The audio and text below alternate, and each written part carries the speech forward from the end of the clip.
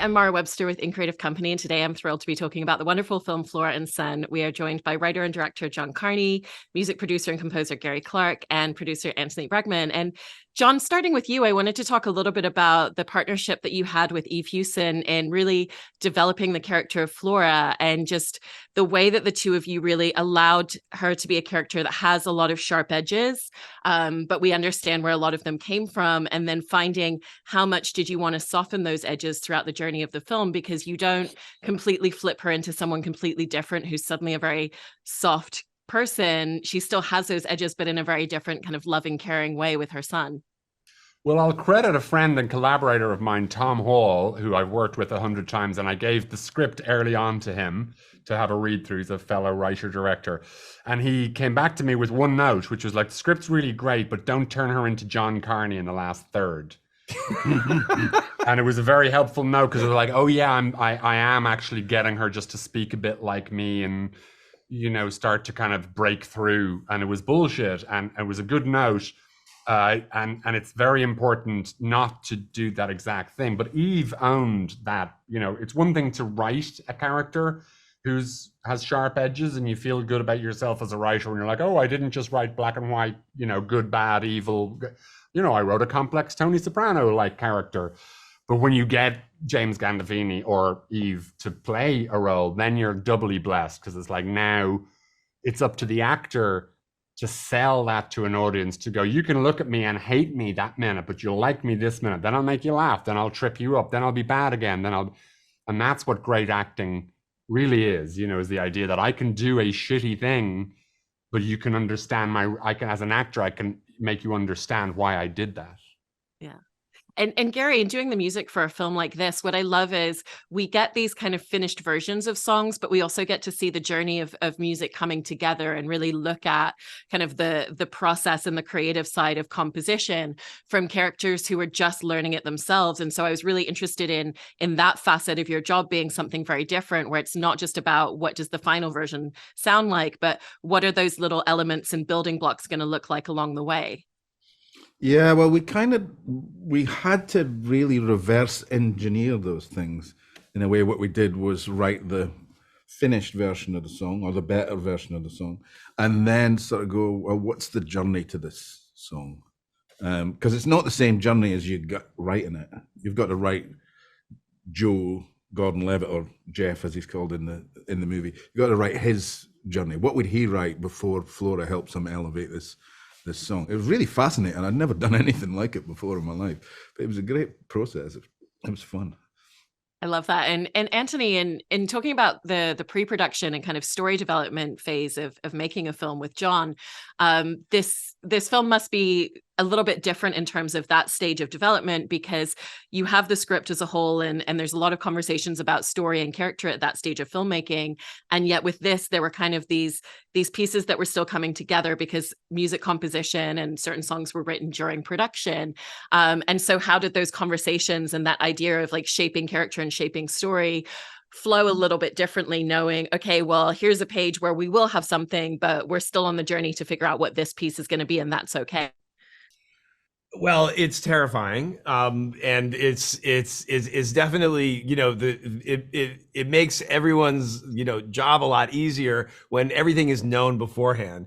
But I will say that, you know, in terms of the music and in terms of other elements of the filmmaking process on any John Carney movie, that there is a unpredictability, there is a kind of unsettledness about it that makes the movies sing, to use a bad metaphor.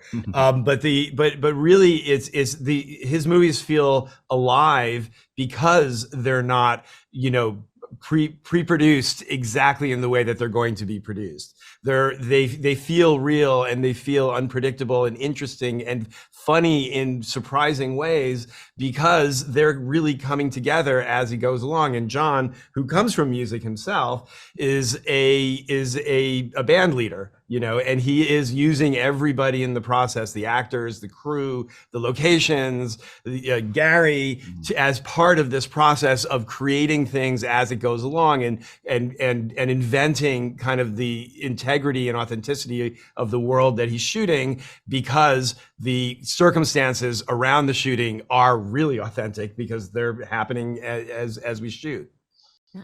And John and Anthony, I wanted to ask the two of you a little bit about determining how you were going to film the scenes between Flora and Jeff. You know, because you're kind of leaning into this modern day kind of like Zoom element where they're on video conference with each other for her guitar lessons and songwriting together.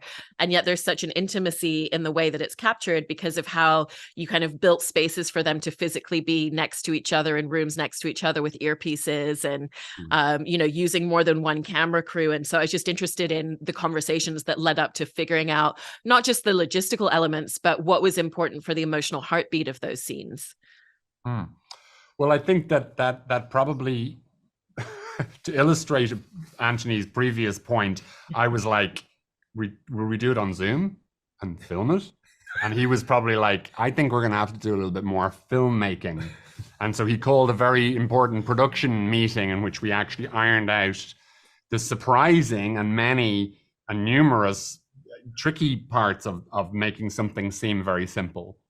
And so yeah, and it was so there's a lot to take into account. You don't want the echo to be coming across the screens. You don't want them to be looking in the wrong place. So in order to make something as kind of banal and ordinary and as everyday as a Zoom call, you're wise to set it up correctly. And so it was interesting, and it was very good to have Joe and Eve on sets next to each other, because we could break from a take and they could go and they could meet and they could have a little conversation in real life and then bring that back to their characters. So that was a kind of an interesting challenge to make something, you know, because Zoom is a phone call, and but you'll see good directors, you know, like when you see somebody doing like a period film and doing or there's great important phone calls in like All the President's Men. You know, there's something as banal as a phone call, but it's like a whole plot turns on this little device between two people who are 2,000 miles away, and you're like, there's a moment of tension with music. It seems banal and it seems ordinary, but when it's done well, that's when you can actually get into the characters and development and get emotionally invested in the thing. And for you, Anthony, what felt like the important aspects as you were trying to really figure out those particular puzzle pieces? Yeah, I think that the important thing was to try to create an authentic moment between them, because the easy way of doing it is you shoot Joe's part, and then a week later you move into Eve's apartment and you shoot Eve's part, and then they're just playing off of each other's recording. And really what we wanted to preserve here was a real authentic connection between the two characters, because it's happening as they're speaking and they're responding to the little nuances of each other's performance that can, you know, add something to their end. So for that, you go to tremendous lengths to create this, you know, a set for Joe's character that is in Los Angeles, but it's, you know, shooting it in Ireland in a and then you have to build like a soundproof box around it, and then have these, you know, we shot, you know, the background of his window out in Los Angeles and then projected it so that it's a moving picture. There's all sorts of like complicated things that get created from that, but the overriding idea was, how can we make sure that these two actors are connecting and interacting with each other in real life? And I also wanted to ask the three of you about some of the intricacies when it comes to the sound design on the music and kind of how you came to certain delineations with that. Because when you have scenes where you have Jeff on a computer and he's playing through the screen, there's a slightly different sound quality of it coming out of a computer speaker versus when he kind of physically steps into the scene. The sound suddenly changes to feel like he's present in the moment. And even the performance at the end with them all in the bar, the sound for that's different to, you know, Flora playing in her house by herself with her son. And so how did you kind of figure out the intricacies of what the particular sounds needed to be to have that level of kind of like quiet authenticity throughout the film? Well, in those moments that you mentioned, they were recorded live, and then if there was a cut, say when Joseph appears in the room with Eve, we just cut those two live pieces of music together. Luckily, they worked, but they were recorded really well by our sound engineer on set, and then those really cinematic tricks of making you feel like he's on a computer and stuff was done by the sound mix, for the picture mix. So I didn't really have to do anything technical on those. They were just recorded. We discussed how we were going to record it, because it is quite tricky when you've got a lot of microphones in a room and you want to kind of have a separate guitar. So there were mics inside the guitars, and there was mics on the sides of the computers and stuff. But basically, it was just, we just made sure it was recorded really well to give us options. So. That's great. And John, in talking a little bit about the script, one of the beautiful things in this film is you have these two characters that are really struggling to communicate with one another, and they kind of find this different level of communication and connectivity through music, in terms of the relationship of her and her son. And so when you were writing a lot of the dialogue, how did that influence the way that you were writing that, in terms of, what are the things they would actually say out loud to each other as characters versus what are the things that they really struggle to communicate and they can only communicate in this other form of communication? Well, that's the crux of the movie right there, for that you've just stated. They're two people that are across the hall from each other in their house, and they're very, very close geographically, but they don't talk, and they slam doors and slap and miscommunicate and misread each other. And it's not until, now that I think of it, that analogy is painfully sort of current at the moment, of people who live close to each other not getting on, and finding a way of, which is what I think we do with our families all the time, because we love our family, but they bore the hell out of us and they frustrate the hell out of us. And it's funny because we love them. Like, I have two kids at the moment, and they pretend that they don't love each other at home, but if anybody says anything about either one of them away, they'll defend each other. So they do, but they don't. And a mom and a son living together who are of similar age, they're kind of more like brother and sister, which was a kind of a note we decided on early on. She was so young when she had this kid.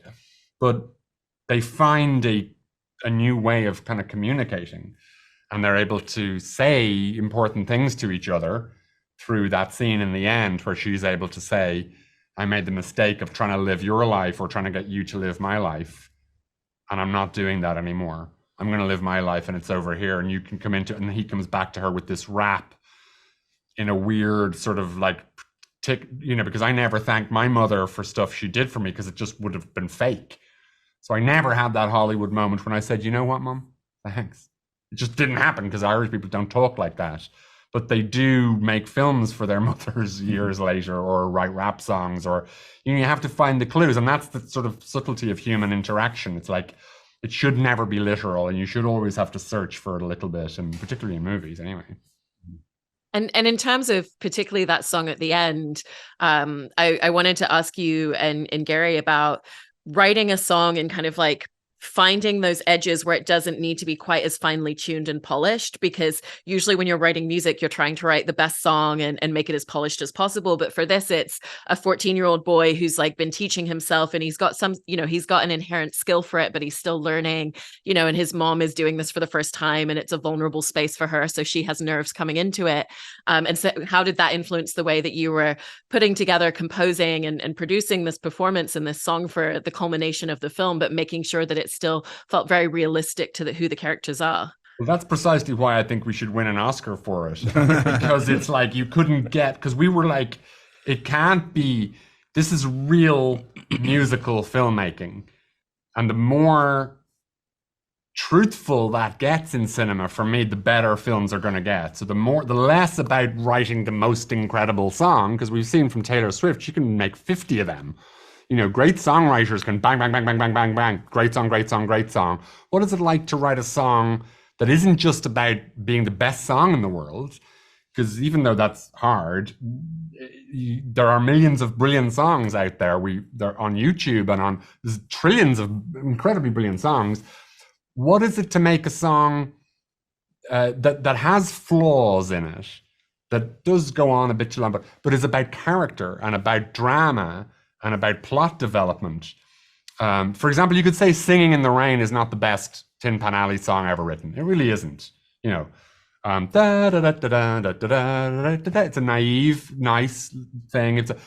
But for that scene with the umbrella and the 7 shots and the rain, and it's a new art form. And I'm not saying that it's a flawed song, but it's a simple song. It shouldn't be the song that it is in the world. But what makes it so brilliant is that it's exactly as that character is feeling, falling in love and singing in the rain and fuck the umbrella, let's go out. And so to me, movies that manage to incorporate songs into their narrative and drama and character are the exciting ones that sort of deserve to be sort of acknowledged a little bit. And it was so much fun creating that song for those characters at their time in the life, not just writing the best song ever, but writing it for the 4 or 5 characters that you're seeing on stage that you now know and love and are interested in. Yeah, and sort of technically, of the creation of that track, that was going on even when the picture edit was going on. We'd look at things and go, let's put some real drums on there, or let's put because Oren, who plays Max, was playing the drum machine, and it just looked like it was slightly out of time. With the original thing was bang on the beat. And so we just moved the drum machine beats out to match him. And John asked me to loosen up Flora's performance in the first verse because she was not going to be as confident. So I replayed the guitar with a bit looser kind of feel. And then we went back to the takes that we'd recorded with Eve on the recording day and found some of our really early takes, which is less confident. And so with the process went on right the way through from it. That song started as a demo that John sent me on GarageBand that he'd started. And then I think I added an acoustic guitar because I knew Flora was going to be playing acoustic guitar. And then it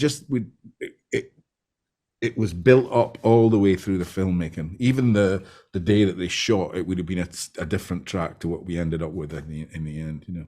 So it was the music was chasing the film as much as the film was chasing the music. You know? Yeah, it's kind of fascinating to watch because on the surface, the songs feel pretty simple, but they're unbelievably complex. Not just melodically and instrumentally, like Gary's saying, but also because of what they're doing in the scene and what they're doing in the movie, what their purpose is very, very complex and is calibrated over and over and over throughout the entire process of making the movie.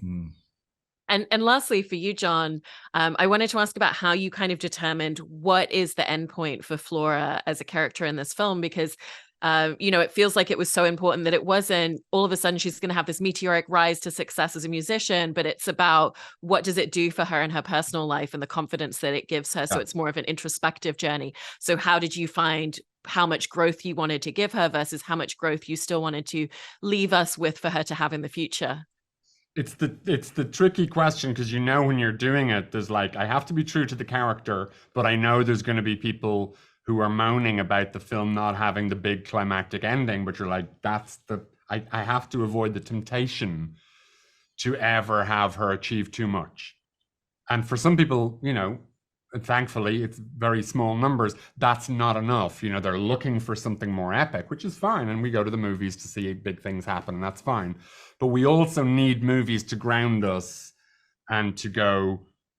And firstly, also, I think that's a huge journey for Flora. And I think that she's made a massive, massive step to be able to go from her situation at the beginning of the movie to actually playing a song live with her son on stage in front of people from her neighborhood. That's terrifying. And it's a massive, massive step. But, it's not about her playing in front of 1,000 completely quiet people and everybody listening or the Grammys clearly it's not that type of movie. So, and I wanted the film just to feel like it had run out of film. In fact, that's a very good way. I feel like the last sequence of a movie should be. It should just feel like everybody went. And so that's kind of it. We got to finish. And that's where I wanted to leave her. There's little bits of progress, but she's nowhere near, the where she might end up. I love that analogy for the ending. Well, thank you so much to all three of you for talking about the film. It's such a beautiful film that I love more and more every time I watch it. So thank you so much for your time today.